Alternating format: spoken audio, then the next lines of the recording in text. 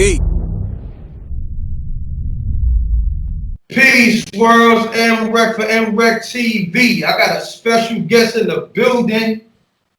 You know, he comes from a bloodline that's legendary. Let him know who you be, good brother. Yo, what's good, y'all? This is Chris Rivers, Dragons Up, rapper out of the Bronx, New York. Recent project, Self-Afflicted Bubble Boy, out everywhere. Go get that. And yeah, we here to have a good time. Thank you for having me on M.Reck TV. M.Reck. Yeah. Not a problem. Right now, we in ninja mode. Y'all know what's going on. We going through a global crisis. So you see me in ninja mode. I'm at the office.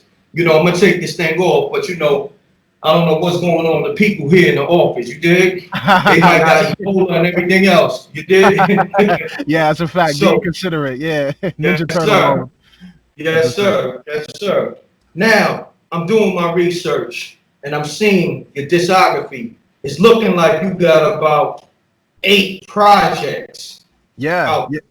Yeah, that's a fact. Over the course of about I would say about 10 years since I'm 26 now. I started taking hip hop seriously right after high school. It was around 2011, and yeah, I just been releasing projects steadily. So we got about 8 out now. That's not including hundreds of freestyles and collaborations I've done over the years with various artists as well. And just, you know, definitely put out, you know, there's a lot of music out there, definitely. Got you. When you first started, if I'm not mistaken, you can correct me, you was with a group, right? When I was like 8 years old, like when I was a kid. Yeah. When I was like 8 years old, I was in a part of a group called 3 Down, which was three of us. It was me, Benzino. I don't know if you know Benzino, the rapper. His son. He goes by Chavo now. Back then he was Lil Ray. And another one named Lil James, and he was a singer, and he won like America's Best at the time. But yeah, so we was in a group for a bit, and yeah, it was crazy back then, man. Like we had like a deal on the table. We opened up for DMX and Ja Rule at that time, like, and yeah, it was nuts, bro. And then all that fell through actually when Benzino, I believe that was around the time they was beefing with Eminem. Like I don't know if you remember.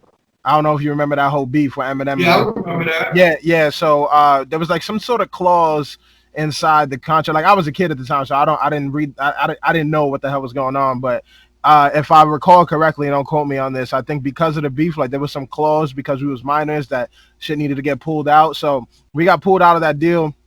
And a lot of stuff like fell through with that, but then I proceeded to just, you know, be a kid and grow up, live life. Still stood artistically, inclined. I write poetry, things here and there, but I was still, you know, I was like, let me finish school and stuff like that. So, like I said, I was always writing, and then after high school, I picked up on it seriously again around 2011, where I really started like, let me pursue this, and that's when I had the moniker Chris Rivers. When I was a kid, they called me Baby Pun. But as when I started rapping again, I changed the name to Chris Rivers. To establish more of a personal identity, you know what I mean, not to be in the shadow of my pops. And then yeah, after that, I just kept going consistently, and after that I got like 8 projects in. Yeah. That's sure. I mean, you left me with a great segue when you said not to be in the shadow of your pops by calling yourself Baby Pun. Yeah. You got a song called Let My Pops Down. Right. You put out, I'm gonna say what, 7 years now? Yeah, that was probably like 6-7 years ago, I believe. Yeah. Okay. Now, what was your mind state when you wrote that record? At the time, or at least even before that time, I knew that I felt as though I didn't live up to, you know, and recollecting back now, like it's definitely stuff that I have to work out internally, because we don't know what people feel when they pass. You know what I mean? We could hope that there's an afterlife and we could believe it, or we could hope that people watch down, or we could think that they don't, or whatever it is. But anything you have feelings towards in regards to how people feel after they pass, is really more so how you feel. And I realized that as I grew up more. But I would say about 7 years ago, maybe I was more so inclined to feel as though I failed him or my family or even myself by not being able to, you know, become successful in that amount of time, or even provide to the level that I felt like I needed to provide for my family, or things of that nature, being the only man, you know what I mean? Like, because after my father died, I'm the only boy. It's me and my sisters and my mom. So yeah, I felt responsible as the eldest male in the family that was left. Though he passed when I was 6, I still had that responsibility inside of me that I wanted to take care of everybody and do those things. So I guess at the time I was feeling more so like in that moniker that I had let him down, whether it be that. But I realized, yeah, like over time, like again, that was 7 years ago. So it's over time I realized, it's more so, you don't have anything to prove. Anybody out there watching, like you don't have anything to prove to anyone. You don't have to put these restrictions or these limitations or these obligations that other people set on you. Like your life is yours and you need to live it. And yeah, you're gonna have some things that don't work out in the time frame that you figured out, initially. But overall, like you got to be happy with your journey and with your process and what you're able to do as long as you keep trying your best. So I know I always try my best and I always do hard. So like, I don't feel bad anymore. But back then I was more so caught up on the fact that I wasn't where I'm supposed to be, or at least in my head with my expectations, and feeling like I didn't provide enough for my family or for the legacy. But as of now, like it's all good. Yeah. So in 2020, that's not your mind state right now. Yeah, I wouldn't say like I'm completely satisfied with every aspect of my life as far as like, whether it be success or finances or like dreams or like whatever it is. Like obviously I still have a long way to go to accomplish everything in my life, but I'm not bent up on what other people feel about me or like these, expectations or obligations of life. Like, I got to the point where I realized like, like my life is mine to live. It's going to be a journey I have, but you have to appreciate where you are now to appreciate where you're going. Because even right now, I'm at a place now where I used to pray to be, or where I used to really want to be, and I'm still feel the same way as I did back then. Which means it's not about, when you're only focused on the end goal, you're not going to be satisfied till you get to the end goal, but you reach the end goal at the end. You know what I mean? Like you're going to be unhappy until you reach that, unless you learn to appreciate the journey. So yeah, like I definitely have a different mind state now as far as like, who I'm trying to make proud or what I'm trying to accomplish. But it's still, still feel like I have a lot more to do, but I'm not as, pent up on feeling like, I failed or I did, none of that stuff. Like it's all good. Yeah. Got you. Now, I'm going to say this because I can relate to you on the music aspect because I do music as well. Facts. I be telling dudes, because you're super lyrical. Let's put that out there. Thank you, bro. No doubt, bro. I seen your freestyles on Flex and Sway. You phenomenal. We got to put in that work, man. Thank you, bro. No doubt, bro. Your work is already etched in stone. As far as lyrically and everything else. And let's say this too, bro. You got one of the best videos I've ever seen in my life. NASA. Oh, you like NASA? Shout out to Cannon. Shout out to Cannon. He shot that. Yeah, that was a good one. That was a good one, man. Bro, that's a movie. That's not even a music video. Yeah. We want to do a lot more like that. And he just upgraded. Shout out to Cannon. He just upgraded his equipment. Shout out to Rod, the producer, who produced my whole last project, Gitu, which has NASA on it. And shout out to Osrin Benjamin, who's the featuring artist on it. And yeah, definitely, bro. Like we had a lot of fun shooting that video. We did it on a shoestring budget. We had to build that spaceship that was inside. We had to build it from scratch out of like cardboard and scrap metal. Like we put in a lot of work. Bro? Yeah. Like it was a lot. We shot a whole little behind the scenes for it too. Like, but it was definitely fun. And to get the videos up like a quality from where it was before, it's definitely dope. And he even now he has the red cam and a bunch of other stuff. So we're gonna take it up a few more notches. With the not with self-inflicted billboard, maybe with some of that, but definitely the next project and the next albums I got. Like we're gonna keep it in movie mode. Yeah. Yo, bro, me and you going lock in on that because when I saw that, I said, yo, look, that's where music videos, interviews, and everything that I wanna, I guess shoot need to look like. So shouts to the director and the producer of that video and yourself and everybody involved. It's incredible, bro. I was blown back. I really appreciate that, bro. Yeah, thank you. We put a lot of work. It means a lot. It means a lot, bro. Yeah, most that. Now, I'm gonna just get a few things out the way because I wanted to be about you. Okay. This is M.Reck talking. I feel like when Fat Joe held that umbrella for your pops, that probably was like the illest thing in hip hop. Why? Let me tell you why. Because as a rapper, rappers got the biggest egos in the world. forget about it. Like, rappers are in their own way, and they mess up their own legacy and mess up the legacy for the fans because of their egos, right? So I'm saying that to say this: when Fat Joe did that, I looked at Joe differently. I said, Joe was the superstar at the time. I think your pops was on the come up. Big Pun was on the come up at that time. So I looked at Joe like, wow, that right there is something different. That shows me that he wanted Pun to win. You understand what I'm saying? Now, I'm gonna ask you this. You know, I know, you know, the history between, you know, yourself, Fat Joe, and, you know, your mother and all that. You know, I know it's, you know, a little friction there. I don't know where it's at now, but, you know, from your past interviews and stuff like that. Now, if Fat Joe was to reach out to you, right? You know, it's 2020, and he's like, yo, look, I want to lock in with you. And you know what? I want to be able to hold that umbrella for you like I did your father. Would you accept that invite? I think first and foremost, there's been so much narratives that's been like steered like through the public due to lack of, I guess, information. Like people go and extrapolate so much. Like, and not saying you did it with the umbrella situation, but let's look at the umbrella situation for a moment, where you got so much over seeing him hold the umbrella, where it wasn't just him, a man holding an umbrella for another man. You dug so deep as to figure out the nuances and the meaning to what you believe holding that umbrella meant with where they were in their careers at the time. Now you take that same mind state with extrapolating meaning and you put it towards this situation that's been going on for, you know, over a decade or 20 years since my father passed.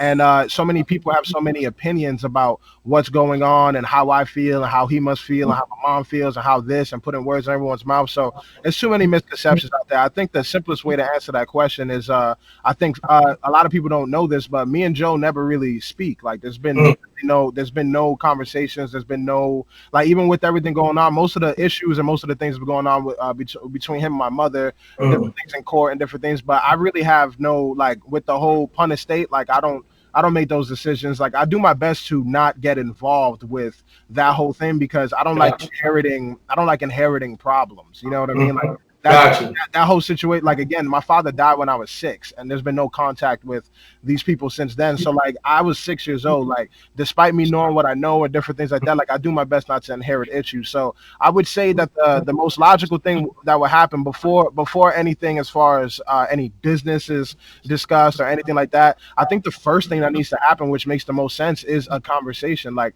there needs to be a conversation, like with the whole can of worms and with the public perception of everything and with everything that's been going on for 20 years. The first and only thing that I will accept from this is an actual conversation to clear the air, to see if the air is possibly clear, to understand both sides and the nuances and these things. But there needs to be an actual real conversation, and through the conversation I need to see that there is genuine goodwill there. There isn't, you know, subservient like other things of that nature. There isn't like hidden agendas. There isn't, let me just do this so it can look good to the public, but it doesn't actually, like, no, like I don't care about what the public feels at this point. I've been called every name in the book. My mother's been called every name in the book. There's been assumptions about us our whole lives. Like there's so much turmoil and that's been thrown over the years that at this point, like I really don't care. Like I really don't care about it. I don't think about it until I go on interviews and people ask me questions about it. So a logical thing would be, if there's all this stuff, before jumping on stage, before jumping on a record, before jumping on anything, we should have an actual person-to-person conversation, like just a literal conversation. And until that conversation happens, I don't think anything else should be even in discussion, because why wouldn't we just have a conversation first just to see what's going on? So I would say that. So there needs to be an actual conversation, and through the conversation needs to be, you know, there needs to be some questions answered and different things like that. Then there also needs to be a level of goodwill that's interpreted through the conversation, so I can see there's genuine peace and genuine goodwill that's inside of it before I move forward with business. Because you should never move into business discuss with anybody that you doubt any goodwill with. You know what I mean? Like, so it's like that. So I would say that there needs to at least be a conversation, because despite the public thinking what they think, like me and this dude, like, you know, we probably spoke once in 20 years. Like, there's no actual, there's no actual dialogue between us. So I think a conversation would need to happen to think that anything else would. Yeah. All right. So when you say conversation, how can Fat Joe reach out to you? He has his ways. You know, we go in similar circles and similar, you know what I'm saying? Like, I'm not here to steer the narrative or even talk for him, or, like, you know what I'm saying? Like, and it's such a can of worms. Like, it's literally one of those things, like, people don't understand. Like, I don't think about this. I don't even consider it. And then it's one of those things that's like, when people ask me questions, it's like, you know, I always get thrown under the bus if I say the wrong thing or seem a certain way, or say, like, you know what I'm saying, people extrapolate all these meanings. Like, I like, you know, it's all good. Like, if he wants to reach out, he will, and he can, and he knows how. Like, you know what I mean? Like, so, yeah. So I'm saying this is me. Like I said, this is me speaking. This is not even you. Yeah. Because I feel like it makes sense. You know what I'm saying? Like, if like you said, that conversation can happen, and for some reason, you know, y'all could put together put aside differences, and all that could be water under the bridge. I feel like it'd be incredible, but that's just me. You know what I'm saying? And if he was to hit you with a DM today or tomorrow, like, yo, look, here go my number, call me direct, would you call him right away, or you would have to think about it? What I call, I mean, it depends. First of all, it depends on when I see it, and I'll have to, again, face to face is best. I guess if it's FaceTime or whatever it is, like, yeah, I would send him mine, and he would have to call me, or I would call him. Like, it really depends. Like, it's not really like, it's not like, for me, like, I understand it is a deep situation, and it is a lot of nuances to it, and it's been over, like I said, 2 decades and that stuff. But to me, it's really not that deep. Like, I literally don't think about this until I ask a question at an interview. So, like, yeah, I guess, like, it's not even like, oh, should I call him in 10 minutes? Like, I don't, like, yeah, sure, why not? Like, I really don't. Yeah, like, it's real. Like, I don't. Yeah, like, no, because look, I'm a firm believer in the universe and the laws of physics. That's all I deal with. We put it in the universe right now, and I'm actually putting it in the universe. So he might see this because he was. And for the record, it's like, I'm not sitting around waiting for a phone call, and I don't say that respectfully towards anybody. It's like, again, I don't expect it. I don't think it. And it's been 20 years. If it was going to happen, it could have happened by now. If it happens now, then, you know, you will have to explore, like, the reasons and such. So, like, or whatever it is, like, I really don't. Yeah, like I said, I don't think about it. I'm not waiting on it. I don't need it. Like, and again, I don't say it disrespectfully. So I'm saying, but I never planned my career in a way that even involved these people. You get what I mean? Like, so I'm not like, oh, this is what I need from, like, I'm not excited. Like, if anything, like, the biggest thing that I would get out of this conversation for me, like, even is straight curiosity. Like, I'm an intellectual person. I study, you know, like, things of the brain, like nuances, body language, and all the things that make people and humans who they are in their depth, and realizing reasons and character development, like, all these things. So I would love to have a conversation strictly just to have certain questions answered, just to see how he reacts to certain things, just for a greater understanding of myself. Even if I believe all of it or believe none of it, or if we get nowhere with it, at least I had the opportunity to, because my life has been affected by it. Like, I've been attacked. I've been, like, there's been, like, on social media, in real life, and all these things, and, like, my career has been hindered by certain things, with people fearing the camera. Like, so many things have been affected by it. And again, it's something that I'm not even necessarily involved with. So to get a better understanding of the other side of something that's been negatively affecting my life for decades, then yeah, it would bring me some clarity. But beyond the clarity of understanding the other side, or at least seeing, like, you know what I'm saying, like, yeah, and even that's like, okay, like, that's cool, like, but again, it's not something I actively think about. So I'm not looking for much with it. So, like, if it was a reach out, it would be strictly 1,000% depending on what he wants from it, what he wants to say, and I'll hear, you know what I'm saying? Like, so again, like, I haven't given it enough thought to actually navigate through the situation properly. I just know, like, it's super chill. Like, I don't feel like I nothing this situation. Like, I feel say no more. I nothing it. Like, it's all good. It's just another from that, you know, that question. and go into this. Like I was saying, in this game as an artist, you can rap, you know, like your life is on the line, like you do. You know what I'm saying? Lyrically. All you need is one hit record, right? And I'm saying that to say this, right? Now your pops, he was a lyrical beast as well. You know what I'm saying? You come from that bloodline. Now, I'm gonna ask you this. With Big Pun, he had like hit records like Still Not a Player. You know what I'm saying? It's So Hard. And, you know, so forth and so on. Now, do you feel like you have those type of records in your catalog?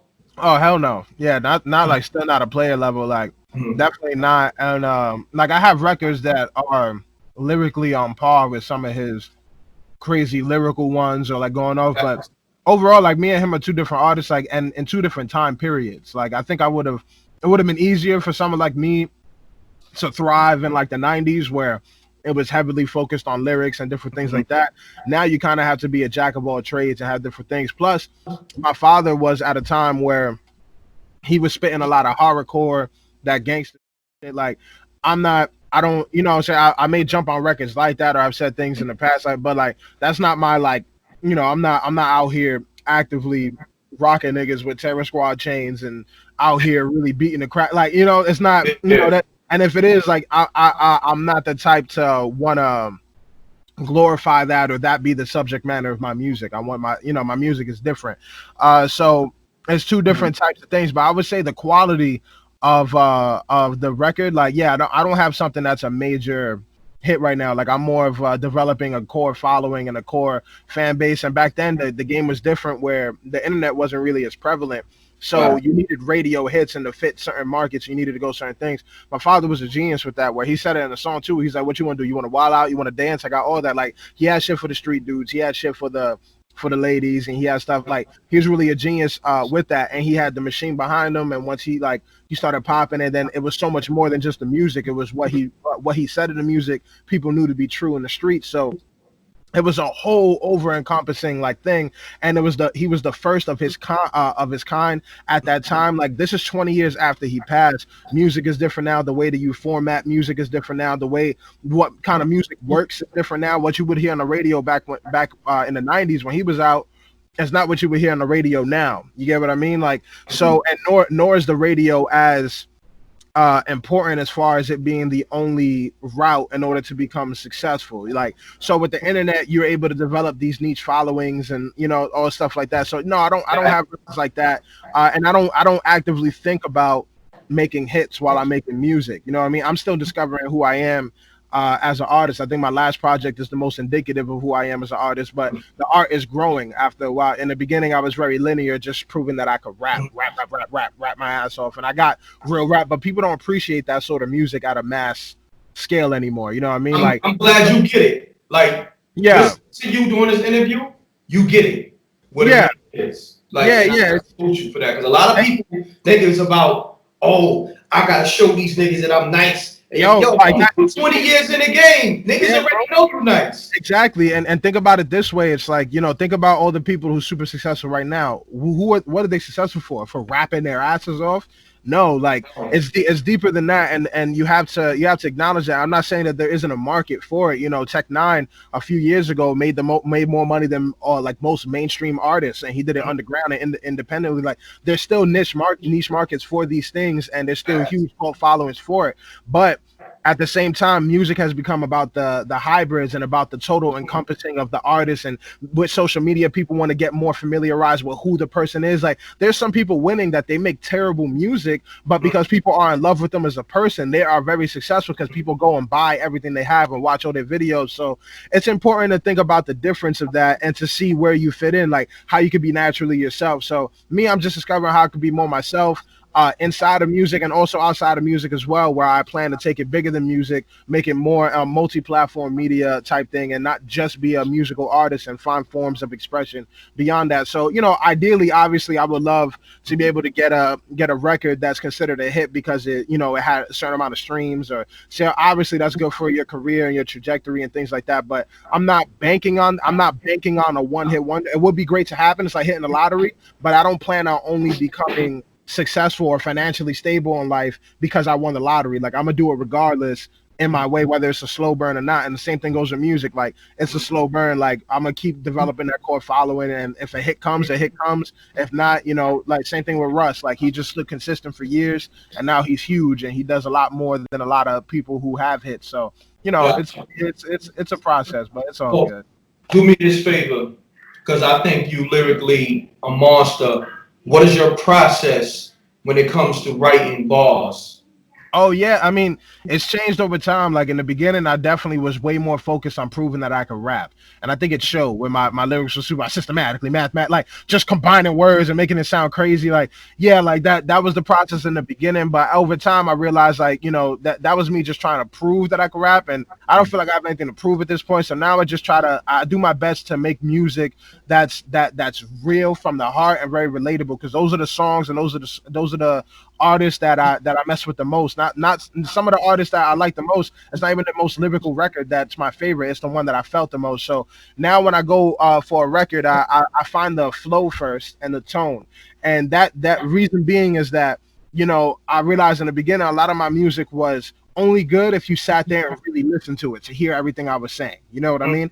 That alienates the majority of the population that consumes music, because most people don't actually sit down and dissect music. It may be a lot of people, but it's a small chunk of music listeners that do that. So you want to be able to have, and as an artist listening to, you want your music to be able to play in the background with no one actually paying attention to it, that they still mess with it. And that comes with the flow and the tone and stuff like that. So if you're not actually listening, you're still going to appreciate it because it's making you have that bop because of the flow and the tone. Everything sits right, so you're still vibing to it. And if you actually took the time to actually listen to it, then you realize I'm actually at the same time. So I put in my 10,000 hours, so I know wherever I write, it's not going to be garbage. Like, I'm not going to write trash bars. So I'm not focused on writing the most pivotal, crazy bars. No, I'm focused on the flow being right, the tone, everything being good there. It sounds good, cool. Now, how can I fill this in? And when I'm filling in the words, I'm more so in the aspect of not rhyming just to rhyme. Oh, I said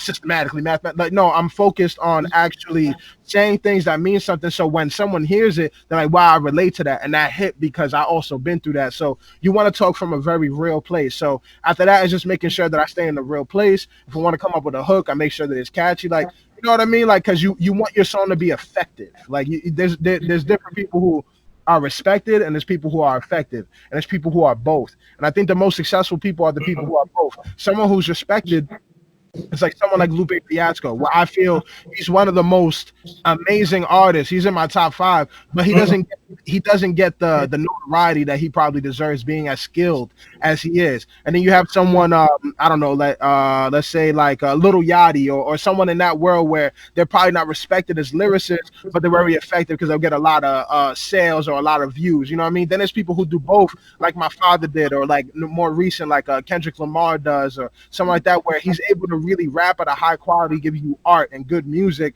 but it's also very effective because it does well. He gets a lot of notoriety, and that's finding that balance. A song by Kendrick that is Pull Up, Drink, Headshot, Drink, where everyone was like, I don't know if you remember when that song came out, but everyone was partying.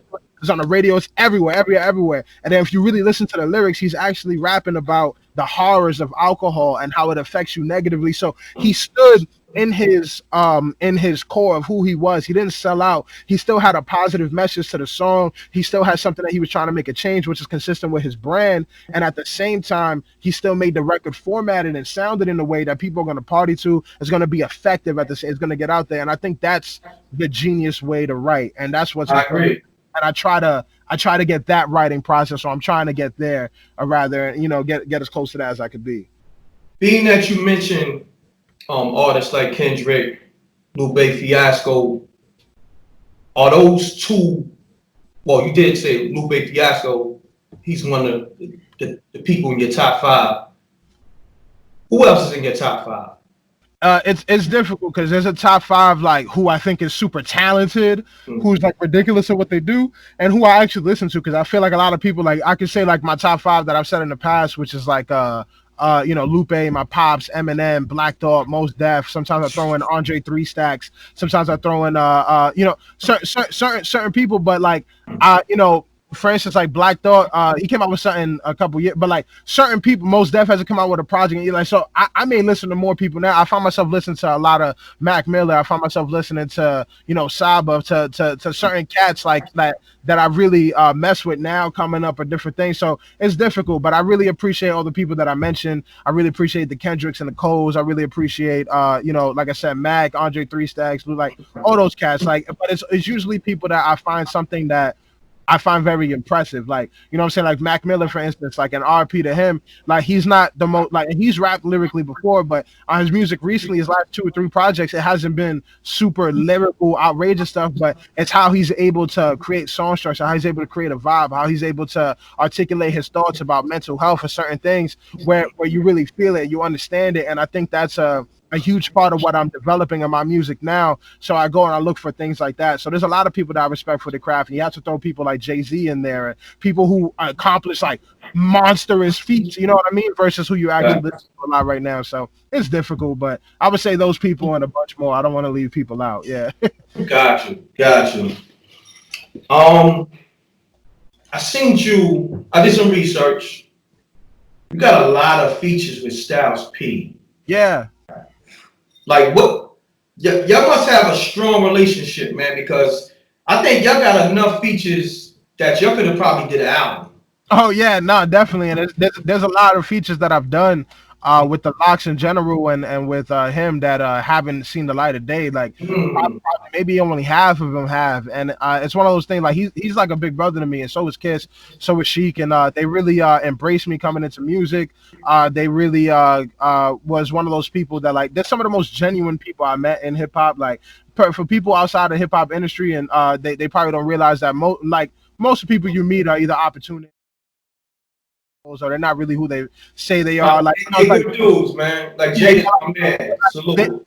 They're incredible people, and they're some of the most people I've met in this. So it's really amazing, and just seeing their whole work ethic. Like they're in the studio every week. They are. I've literally spent nights breaking night in the studio myself as an upcoming artist, and Styles P is right there breaking night too on a couch. Like he doesn't need to do this, but he loves it so much, and he has work ethic to the point that it's ridiculous. Like he's out working young cats that it's really inspiring. And he told me even on records with him, he's told me before like he's like say what you do is a sword and what I do is a gun. Like the way I rap is a gun, him, and the way that I rap Chris is a sword. And he's like like when you all your people who know you, they know you're dumb nice with the sword. But when you hop on a record with me, my fans like seeing gunplay. So the best way for you to do your best on a record with me is to not use a sword, but to use a gun and outgun me on my own record. Like that's how you grab other people's fan bases when you're on features with them,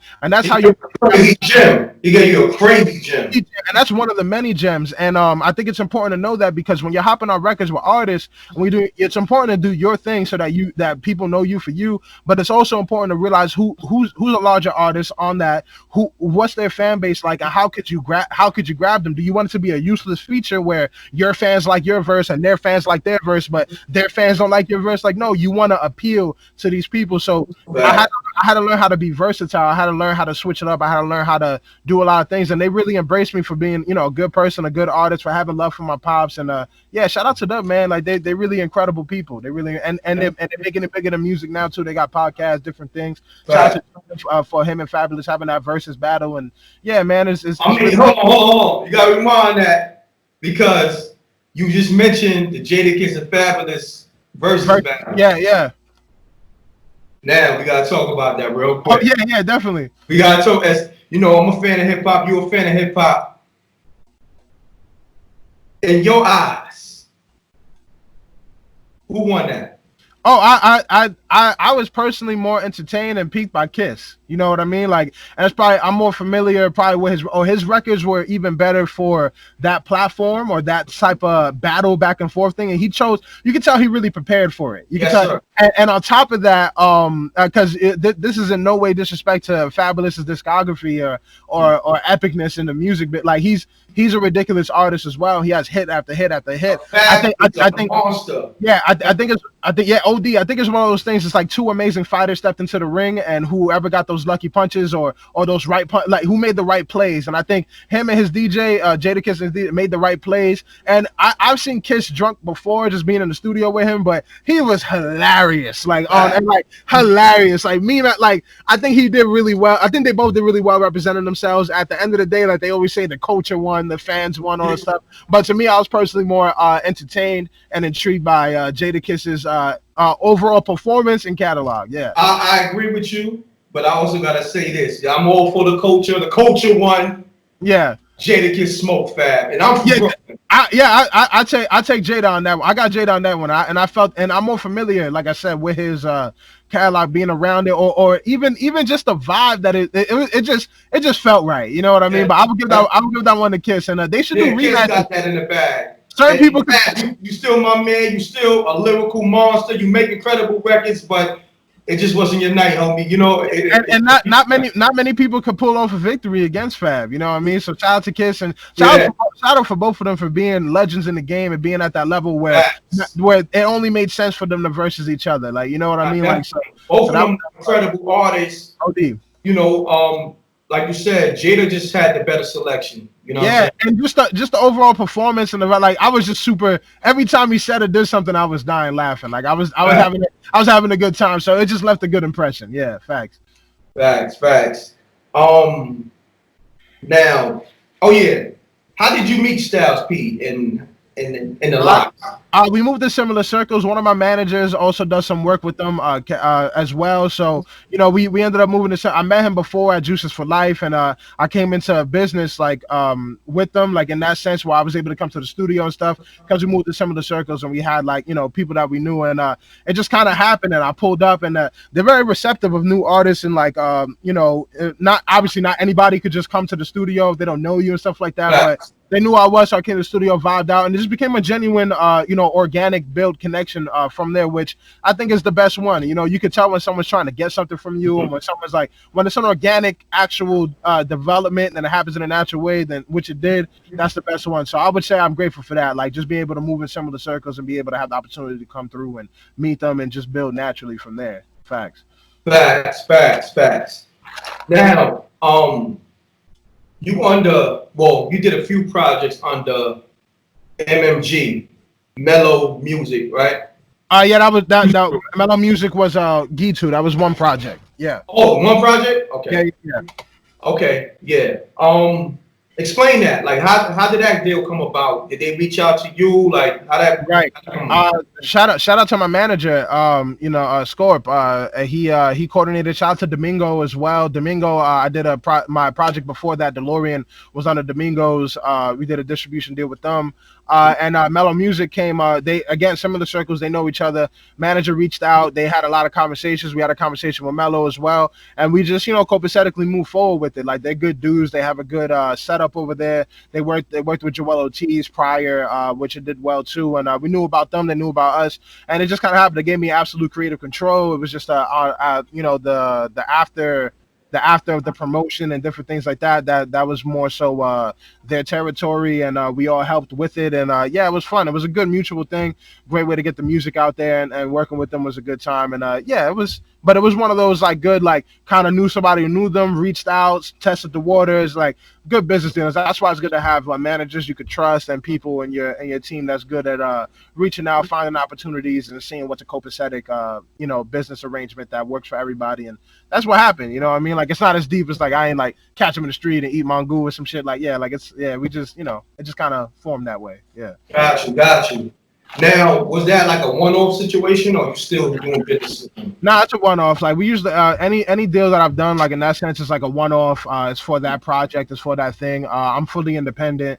It's not something that's a continued. They obviously have the right in certain contracts to like suggest a second one, if they wanted to, and they're first in the consideration like of it with certain stipulations maybe changing here and there. But yeah, like it's stuff like that. But the project I just released just under a month ago, self-inflicted bubble boy, that one I did completely independent, just myself, recording it in my room under my bed, finding all the beats, talking to the producers, getting it, having my boy like it's so we just do it independently for the most part. And anything that comes to the table, we review it, see if it's worth it. If it makes sense, we go for it. If not, we just keep the system going. Got you. Now, as an artist, I'm pretty sure a lot of artists reach out to you for numerous reasons. One, because you're nice. Then two, your bloodline, being Big Pun's son. How do you, like, especially with people you don't know like that, how do you determine who's who?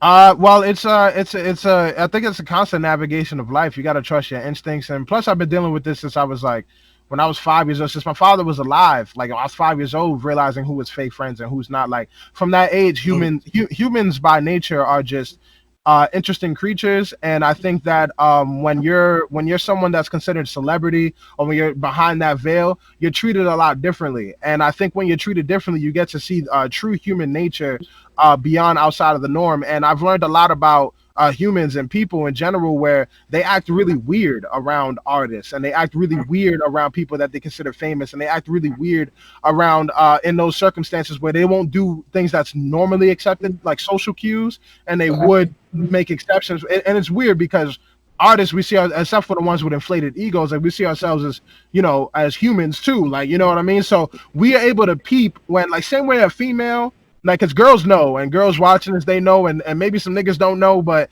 when you're being thirsty, or when you're being weird, or you're really checking them out, and you think you're being low, you're not being low. Like, they know the nuances. Even if you go to them and they act like they didn't know, like, they knew. You know what I mean? And the thing of artists, like, I could peep when a person's trying to come up. I could peep when you have ulterior motive. I could peep when you're just trying to get certain things. Like, you know what I mean? Like, and it just comes with experience. Granted, there's some people that hide it better than others, but overall, I think as a person, you just got to realize, if you know what you want, you know what you want out of situations. And if you know what you want out of situations, you're going to know what you want out of people, or what you're willing to tolerate and what you're willing to not tolerate. So sometimes I can smell it from a mile away. Sometimes I got to figure it out as it happens. But just moving how I move naturally, where I always move with an air of caution, and I analyze situations. And, I never fall too deep into being betrayed, or fall too deep into being, like, deceived by a person, because you always give people enough rope to hang themselves. Comes back around. You know what I'm saying? Like, so you just move properly, and you can weed out the ones that you maybe missed using your intuition and stuff. But yeah, you just got to keep your circle small, man, and don't be super, inviting to don't tell people your business. Don't like, keep to yourself, and ask more questions than you answer, listen more than you talk, and all those little things. Trust me, I know. I'm a ninja for real. Like, even without this mask, like, that's right. That's a shredder, yeah. For real. Yeah, it's a big fact. Big fact. It's hard to get up on me, and I go off energy, vibes, frequencies, stuff like that. So I gotta ask you these questions, because my type of platform, they look at me like, M.Reck, you ain't doing your job. Now, no, you're held accountable as an interviewer as well. Yes. Yeah, that's a fact. Facts. Now, what's your relationship with the other Terror Squad members, like Cuban Links, Remy Ma, Triple Saints? Yeah, I would say same. Like, to my knowledge, there's no issues with anybody. Like, at least from my side going outward, like, I don't hold any like problems inside.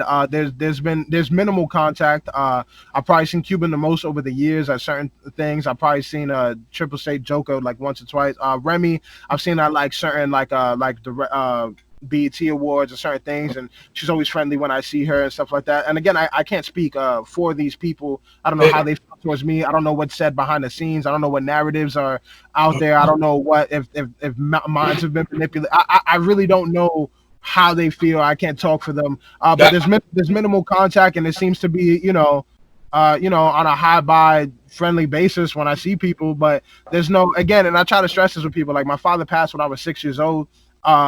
And all these people he was running with, like I didn't expect him to keep extensive contact with a 6-year-old or the family. There's certain people who feel like, okay, maybe for how much my pops did for certain people, there should have been levels of contact or whatever it is. But it's like, yo, like I don't have expectations of people. People do what they do. It's better to ask them how they feel to get more clarity to the situation. I can only speak for myself. But for myself, there's been minimal contact, and to my knowledge, there doesn't seem to be any issues from them, and there's no issues from my side. So, it's just, other humans that exist that did things with my father 20 plus years ago, and yeah, it's all good. Now, I think Remy Ma is a dope artist. Like outside of her having the affiliation with your father, the whole Trevor Squad thing, how do you look at her as an artist? Like, where you rate her as? Like, is she like in the top female for you? She's sick. She's incredibly good at rapping. I appreciate her pen game is sick, and I also really appreciate her media looks on being on Joe with Joe Budden and on them on State of the Culture, things like that. Being a strong, she's dope at that too. Being a strong, outspoken female. I think it's important, especially in this day and age, especially with her being a minority, with her being a black woman. Like, it's important to have strong representatives for the culture in these positions. So I think she did well for herself as she came out. I think her business acumen is proper for that, for coming out and establishing herself bigger than what she was before, and being able to do that. I'm happy that she's been growing her family. Shout out to Pap as well, who's an amazing artist. You know what I'm saying? And their kids. You know what I mean? Like, so it's really beautiful to see her thriving in this time. And I think she made the right choices. I think she represents herself well. And I think she's up there lyrically with some of the best females rapping in this. And she's better than a lot of dudes as well. She's better than a lot of dudes rapping. So yeah, definitely. I want to say this though, because I appreciate when people throw alley-oops, and your father, Big Pun, threw her crazy alley-oop to get in the game. You know what I'm saying? I know you probably heard that story. So yeah, I mean, I remember the day I had to be like 4 or 5 years old, but I remember her like that they had to come through. I forgot we was living at the time, but they had to come through the crib, and she was there and she was rapping like, and after every verse that she rapped, my father was like, another one. They were like, another, and she did not stop. She did not run out of verses. She did not, like, from that time. So like, my father saw a gem in her, and it shows, again, decades later, and she's still relevant. Not a lot of people could do that. And she's made the right business decisions and things of that nature, where it goes to show, like, if you capitalize off of initial opportunities and you do the right things with it, and if you're talented enough and you work hard enough, then a lot could come from it. So definitely, I know he gave her the opportunity back then, and it was dope. It's a good memory that I could peek back on. And that's ill that you have a memory like that at 4 years old. I want to There's different things I remember, and that was my first impression of her. And at that age, I probably didn't realize the depth of what it meant. But as I'm older and I look back, I realize, like, like, to be able to go, and me being in those positions where someone, you're proving yourself to somebody right in front of you that is more known than you are. You know what I mean? So you have to show them. And she stood there and she did not stop. Right? She did not give up. She did not. You know what I mean? Like, so that speaks volumes to her character and how dedicated she was to the craft. Salute to her and salute to her ball. Her ball game is up. You know what I'm saying? Now, for yourself, what are you trying to obtain when it's all said and done? Like, when, of course, you've been in the game, 10 years now? Yeah. So, I guess, what are you looking for, like, in terms of totality? Right. I'm glad you used that word totality, because it makes it bigger than music. I think as total, like, at this point, like I said, I'm 26 now. I've been doing this for a while. A lot of my big grandiose, like, dreams that come from either ignorance or misconceptions or not knowing how it goes, or just, like, a lot of those are gone. Like, I really know I want internal peace. I want to be able to live peacefully and live stably doing something that brings me peace and brings me happiness, and then I'm able to enjoy, and at the same time I'll be able to support myself and my family with it. I don't need to be a billionaire. I don't need to be the top selling artist. I don't need to be the nicest, the greatest of all time. I just know I need to do things that make me happy, that make me feel like I'm contributing what I have inside, the gifts that I have, and I'm able to give that to the world. So whether that be music, and with music specifically, I know that I do, yeah, obviously I want to get to a greater point where I'm able to have a core dedicated following, that I'm able to touch a mass amount of people, that I'm able to have a system in place where I'm able to financially support myself and also give back into my career and give it what it deserves, put out projects, go to, sell out some spots that everyone knows the words and different stuff like that. Like, yeah, those things are dope, but also outside of it, I wanted to build a platform using music the same way Jay-Z did it. Obviously me on a magnanimously smaller scale right now, but Jay-Z, he did most of his billion plus money dollars that he has.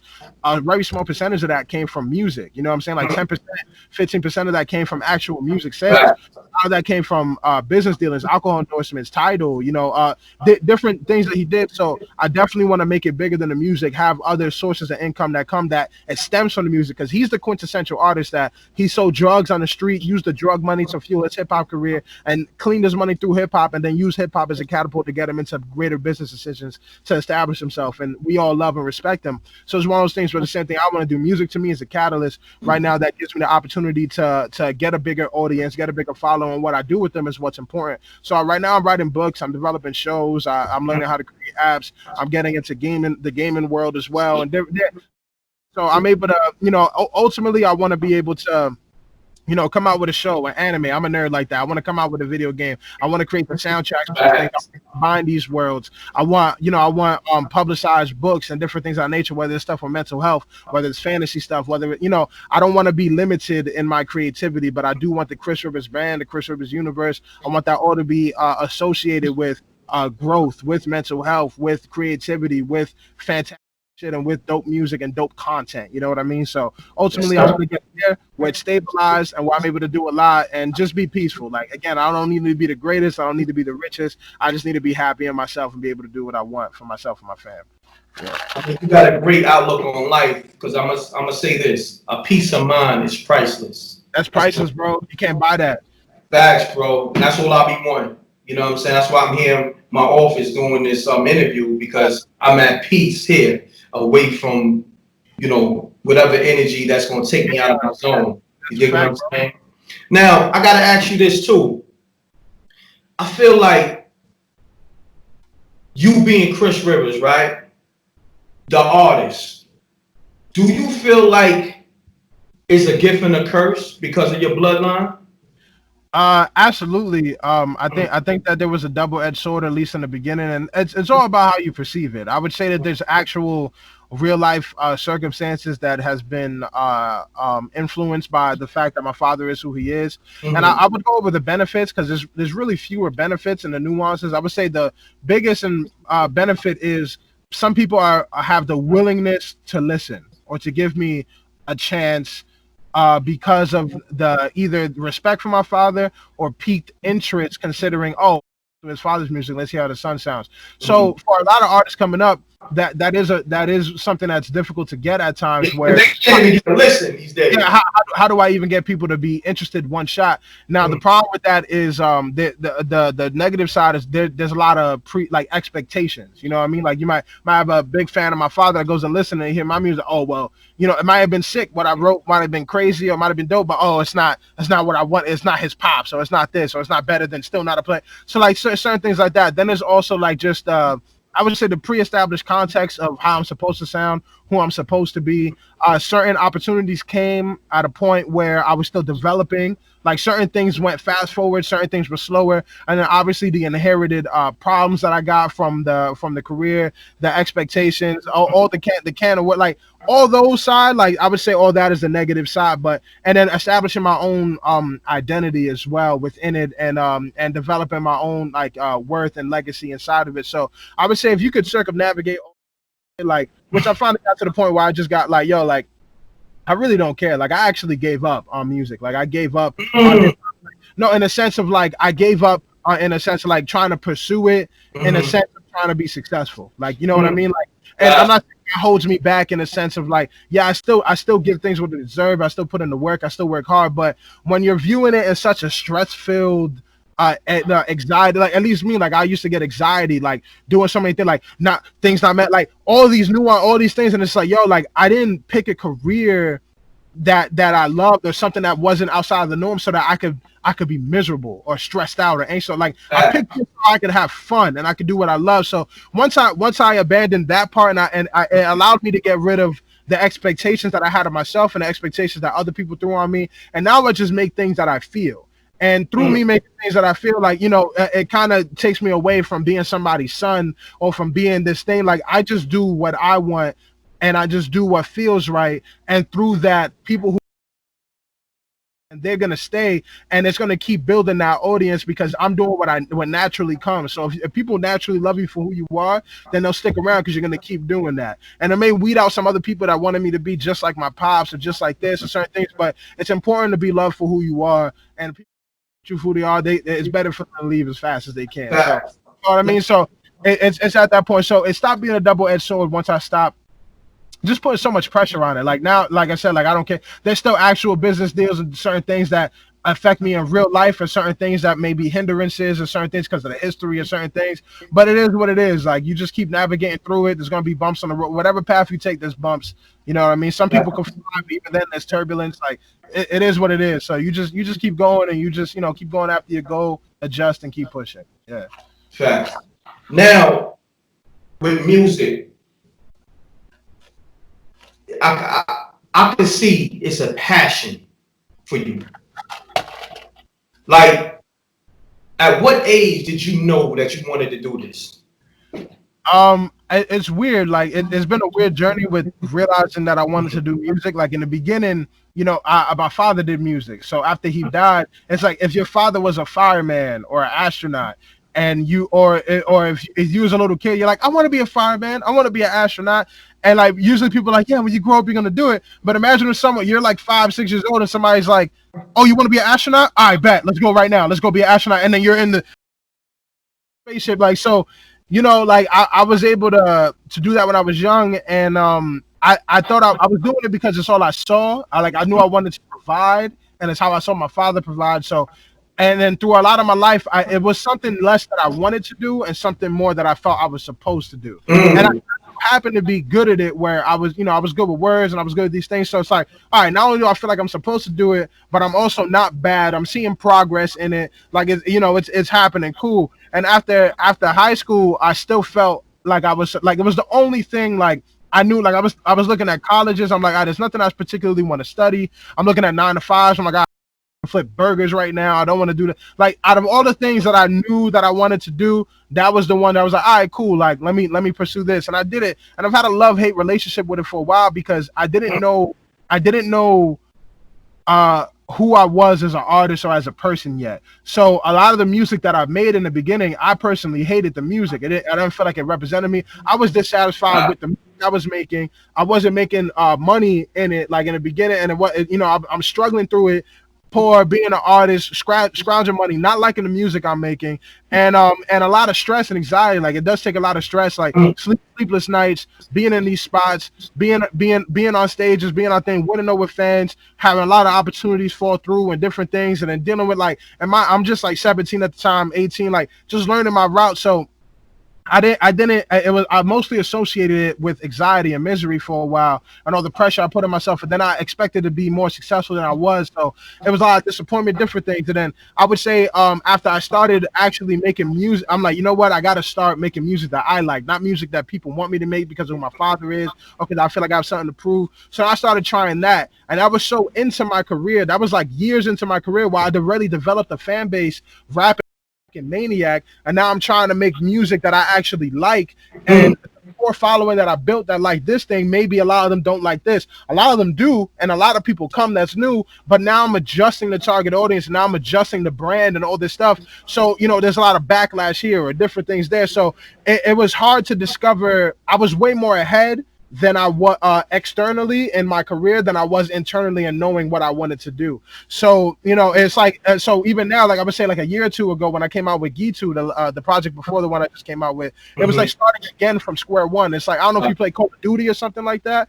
If you ever play Call of Duty but in some of these games, you're able to prestige. When you reach max level, you prestige where you go back to level 1, but you still have all your guns and all your experience. So it's like that. And that's how I felt with my career, where I still have my years in the game that I experienced the business side and knowing how to make music. And it's like a fresh start almost. Yeah, so it's like I started again from square one because I hadn't released music for like 2 years at a point where I was trying to figure stuff out. And then I started from square one again, where it's like, all right, cool, I got to rebuild this audience, but I already have X amount of followers on my social media. People already know me. It's like restarting from square one, but with more. So, you know, discovering that. And now lately I like music more now than I did before in my past, because I actually like the music I'm making more now. I actually like what I'm hearing. I see the growth in it. I see certain things, but all in all, I realize like it's not it's something that I love, but I'm not in love with it. Like I love making music, but the business side of it brings too much and the ability, like I would love music more if it wasn't the thing that I was relying on business-wise, financially, or for things like that, because it's so difficult to make a stable living, and not just temporarily. I mean, like when you get stable temporarily, that's great, but also like music doesn't have a pension, it doesn't have insurance, it doesn't have anything that you need to be able to, and it doesn't have a long shelf. You don't usually have a long life in it, like some rarities do. So you have to realize, like, what am I going to do so that when I'm 40 or 50, I don't go broke? Or what am I, you know what I'm saying? Like, or even now, like, how do I get stable? So I think more so now I realize, like, yo, music is something that I've done for a while, and something I was able to, the biggest thing I got out of it was being able to help people through my music and be able to touch people musically, that it helped them with mental health or with different things. But I know that I want to take it bigger than music. I find I have more fun doing other things that are creative now than I do making music. And I don't know if it's because I've done it for so long, and maybe I'm tired of it, maybe I already like broke, like I had expectations, like I don't know what it is, but I definitely if I could go back, I wouldn't start this again the way that I did. I would do it, but it will be more. I would have more of the stuff that I have now that I'm doing it. It wouldn't just be music. It would be more, and it would be more of a clarity as far as the brand identity. And I think that's what it is now. My brand identity now is bigger than music, and I have a lot of passion for it, but there's so many other things that I have that I enjoy so much, that bring me so much fun and like creativity in different ways, that like I know music isn't the end for me, or it, though I do love it, but the business side is just so, it just hurts. Yeah. Got you. You gave me a perfect segue. Now, I don't know this. You can let me know if I'm wrong. Like, have you ever battled, or did, like, I know you did ciphers, but have you ever battled? Nah, like I mean, in like lunchroom, like growing up and different stuff like that, but like not like outside. I always try to stay away from battling for a few reasons. One, oftentimes battle rappers get pigeonholed into being just a battle rapper, where they can't get out of just being a battle rapper. And I knew that if I stepped into that box, then I would be boxed into that, and I didn't want to limit myself into that and that way. Secondly, I have too much that is well, obviously a lot of my famous now in the public is out there, but I have too much in my family's history, my past history, that is able to be targeted in those environments where it's like, you know, where and then it gets too like some things are too, like, you're not about to, like, I'm still like, I don't see it as like, I like when you do like I do magic too, like I like magic. When you know how a trick is done and you're behind the curtain, you don't see it the same way. Like, it's, you know what I mean? Like, and I'm behind the curtain, I don't see so maybe because I grew up with a famous parent, that I don't see famous people, I don't see some of these social dynamics as how most people see it. Like, famous people are people to me, like, it's just humans. Like, and these situations, at the end of the day, you're just a person. So if you're just a person and I'm just a person, and you're cursing out my dead parent, or it's calling my mother this, or like some of them be saying that's too crazy. And I know the dirt that if you looked up and you dug up about, like, it would be targeted towards these areas that's like, yo, like, I would be swinging on niggas, or it's just like, you know what I mean? Like, it's too, it's not about rapping at this point. It's about who's the most disrespectful. Like, who's the most clever. And it's just like, yo, I'm not about to step into this thing just to be disrespected, even if because I know I'll be good at it, but I'm like, yo, like, it's not something that I think is going to be fun for me. And I don't think it's going to be beneficial for how I want my career to pan out, with it being versatile and a variety of things that I want to do. I don't want to get put in that box, and I don't want to box niggas out. So well, it's like, let me ask you this though, because you know, a lot of the battlers, they making a lot of good money. You know what I'm saying? And they're ridiculous. They're bad good. We can go Loaded Lux, Sue Surf, you know, Murder Mo, you know, so forth and so on. Do you have like a top 5 battle rapper list? No. I there's a lot of people that I appreciate, and some of the people that you named, obviously, and like even back then when I was watching Math and he was fighting people and like different shit, like, you know what I mean, like and yeah, like I think a lot of them are chat, but I not like I watch it, but I watch it casually. Like I'm not like so into the battle culture that I'm like, yo, this is my, like, I appreciate certain people for certain lines, certain and like the the cleverness and the schemes. You're gonna get that nowhere else. Like that. So I appreciate moments more than I appreciate certain. I would say people, because I'm not I want to call myself an avid, like compared to certain people who are like they're about that battle rap life. Like I'm not even gonna try to jump into that culture and know and be like I'm into anime. Like I can tell when someone's just acting, or like, you know what I mean, like nah, like I'm not, I like it, I'm not in love with it to the point that I'm gonna start naming top 5s and have debates. Like nah, I'm good. Yeah. Let me say this though. Now, just say like one of the battle rappers you respected calls you out just cause. Right. Like, would you entertain it? It depends. Like it depends on the situation. Like if it's something have to be. Yeah, I don't know. Yeah, that's difficult. Like some of them, like I know DNA personally. Like you know what I mean. Like DNA is like my like I know him. I did sway with him a few times. Like if he called me out, I'll be. Yeah, he's ridiculous. I'm a lose. Like I'm a lose straight up. Like so it's one of those things. It's like like I would prefer something like that where I'm like, all right, at least I know it's good. Like I know this dude. Yeah, at least I know it's good intentions, and like it's cool because now I'm gonna be able to have fun. If it's someone that I don't know, and if they call me out, so like it's like, why even, like, one, I don't get triggered by people. At least I don't try to, and then like I don't allow myself to be triggered by people in the context of like it's just words, bro. Like I'm not gonna, because like if I don't want to do it, like even if you like I really like, yo, dude, like you're just one of 8 billion people. Like I don't about what anybody thinks, especially people that I don't know. Like I don't even know you. And then there's so many people out there straight, like people, if you're a person that goes on the internet and leaves a negative comment, I don't respect your opinion. For you I'm on that same time. For you to go on somebody like you, we're doing like you took your time out to create a podcast, to have people come to reach out, forget you're doing something. You're actually doing. There is no one on earth that is doing something and is successful and is happy and is moving forward, that is going and commenting hate on other people. Like there is no. I never left a hate comment in my life. So my thing is this: it's like I go by how I feel. If someone calls me out to battle, regardless of how the public feels about it, regardless of how they feel, regardless of what's said, if I at the end of the day don't feel like I'm gonna enjoy doing this, I'm just not gonna do it. Like, you know what I mean? Like, and it depends. Like, if the bag is crazy, obviously I'm gonna do my best, have a good time. But even win or lose, like I'm just like, all right, cool. I did this because I wanted to. Like, you know what I mean? So it would have to be depending on the person, the situation, the context, all that stuff. Like, yeah. So let me set up the stage real quick. DNA calls Chris Rivers out. Right. The battle on the Smack URL stage. Right. For $15K. Right. You taking that? Maybe. I really, yo, like it would have, like, you ever had a situation where like it had to be real for you to know? Like I would have to know, like I would want to. I know I would want to.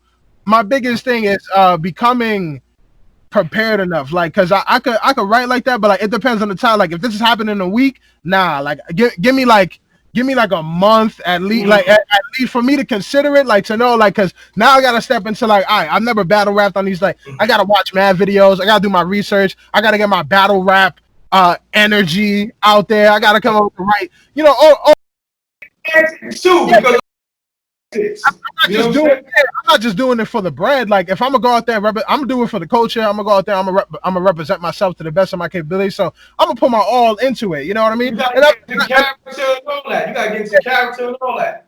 Yeah, and I've done stuff like it. Like if you go to Team Backpack or World Underground, like I've done the OCD ciphers where one of them, me, Osmond Benjamin, and Denzel Porter, we all battled each other and like did certain things. Like so, I've had situations like it, but again, it was all in good energy. So yeah, like it's hypothetical. It's hard for me to answer certain hypothetical situations like this one. Like it's really dependent on how I feel. I always said I would never do the battle rap thing and like get into it just for like specific reasons like that. So it would have to be a very special circumstance, and I would have to feel really good about it just to be able to do it. But I think it would hold more weight me doing it when I'm already established and super like in my like when I have more success and it's really like just like yo, y'all want to see. Let's go for it, and we're both gonna have teeth jokes like we have. Yes, yeah, sir. Like, for real. I can respect that. Now I gotta ask you this too. What is some of the foulest comments or messages you got from, I guess, Big Pun crazy fans or just disrespectful fans, if you want to call it, or hecklers? Oh, I mean, I've gotten things from like your father's rolling in his grave. By the way, he's by the way, he's cremated, so he's not. But like it's one of those things like your father would be disappointed. He hates you. Yeah, people like I've gotten people say like literally just like I hope you like well like even the death threats and like and literally you think it like it has been said by a stranger on the internet and like it's like in the beginning like when I first was coming out like World Star is like if you go like it's strictly hate in the comments, like even for the hate. So I got gap jokes. I got my mom about like all this stuff. People assuming stuff about my life that isn't true, saying that it's facts. Like just everything, like to the point like that I'm not even Puerto Rican. And my mom's Puerto Rican. They're telling me what race my mom is, or they're telling me I had a fucking Benz in high school. Like I rode the train, like I know what I had, like like different shit where it's like it almost is like I'm not even me talking to them, like they know more about me than I know about me apparently. That's great. And on top of that, people are just like, yeah, just weird, bro. Like yeah, people are just weird and hardcore, and then like if you don't show them certain love back, then they'll stalk you and create like if you block one page and they'll make 7 other fake pages and they go and they do. Then they hitting up everybody and sending like, and it's just people are really weird, man. Like people are really weird, and have too much time on their hands, and really hateful, and really just like gross, and like just it's like it's. But I was. But you don't get none of that in person though. No. Like, I've got certain things in person. Like the most annoying experience for me, I would say, is the drunk dude in the club.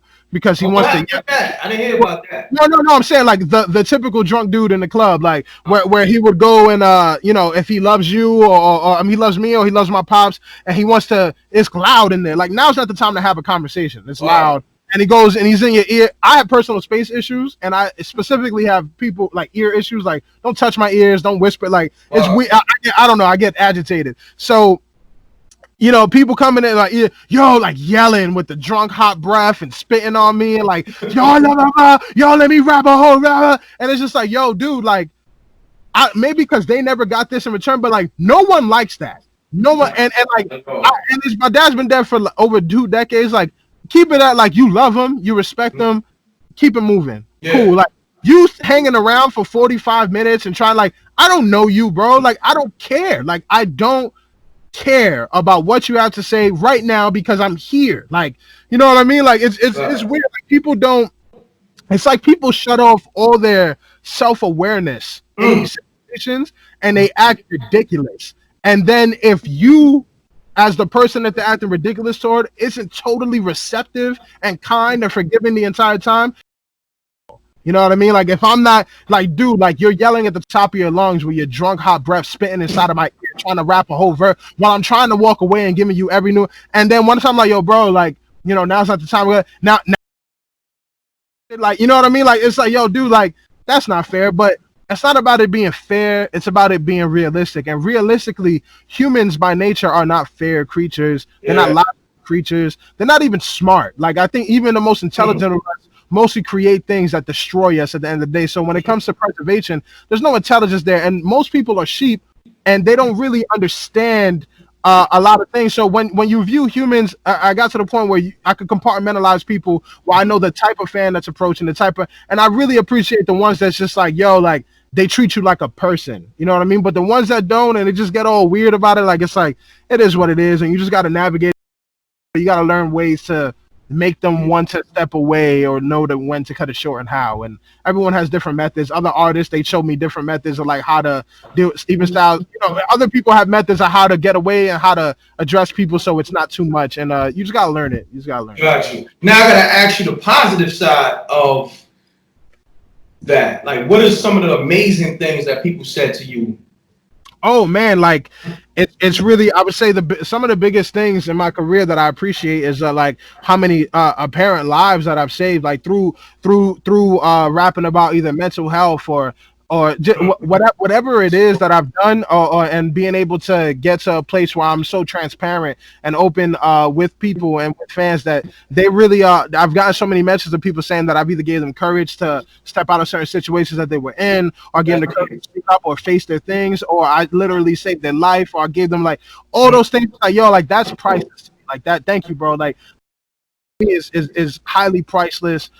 People who come and show the respect for my pops and for myself, for like people who like quick with it and just like, yo, like I appreciate you, like though, like it's like you can't help but to feel appreciated, like when you're able to inspire people and to help people like through what you do, like, priceless. So like, yeah, I've gotten a lot of those messages, and sometimes there are pivotal points, and there's some people who hit me because of the content that I have with like huge messages about their life, who they're going through, and like when I can, I get back with advice. Like I hit people with advice and different things. I have certain conversations that I have with certain fans over the course of like years, where followed up and different things, and I've gotten people through crazy situations. And it's like, you know, it really goes to show like some people just don't want to, you know, the worst thing to feel is alone.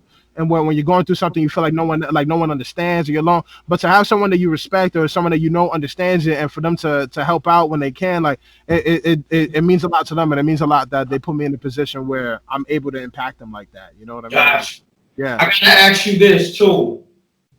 Being that we in this lockdown and this whole COVID thing going on, how has it affect you? It's really made me a few things. It's made me very aware, more aware of my voice, especially during these times, because now we're at a dire need for leaders and for people who are either sharing or spreading information, or the right information and the right narratives, and so I think so. It made me more aware of my voice and how to use it.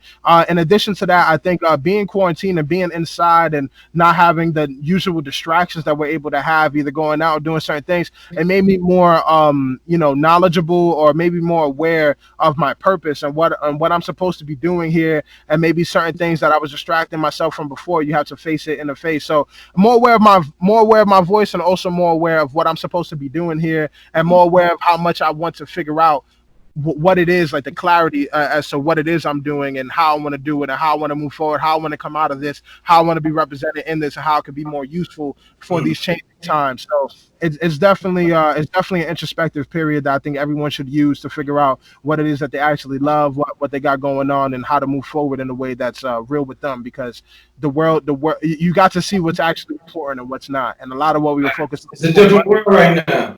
Yeah, it is, and it's crazy how quick things could change. So like to be able to adapt to it, and to be able to learn to adapt, and be able to learn who you are, and how to navigate the world in it, and how to live a life that's peace and with the things that you actually hold value. I think that's important, and what people should be focused on during this time. Give them your social media and all that. Definitely. My social media, the thing I'm on the most is Instagram. That's Dragons and Rivers, spelled just like that, Dragons and Rivers. I'm on other social media as well, but definitely follow me there, because that's what I'm on the most. I'm gonna get on the other ones. And Self-Inflicted Bubble Boy, SIBB. It came out recently. That's my newest project. Please get that. It's out everywhere. If you go on Instagram, it's in my bio, and it's on Apple Music, iTunes, Spotify, everywhere you can find it. It's there. And yeah, got a lot more stuff coming out, and a lot more things in the works. So definitely stay tuned. And I love yourself. Believe you can do anything. That's why I'm gonna keep doing, and we out here. Yeah. So listen, y'all, this is Chris Rivers, Dragons Up, and I'm live on MRecktv. You better tune in, or you crazy. Yeah. Facts. Peace, world. To promote your music or promote your business by placing an ad on MRecktv, contact MRecktVpromo, MRecktVpromo @gmail.com. Peace. Oh yeah, subscribe to MRecktV, youtube.com/MRecktV. I'm gone.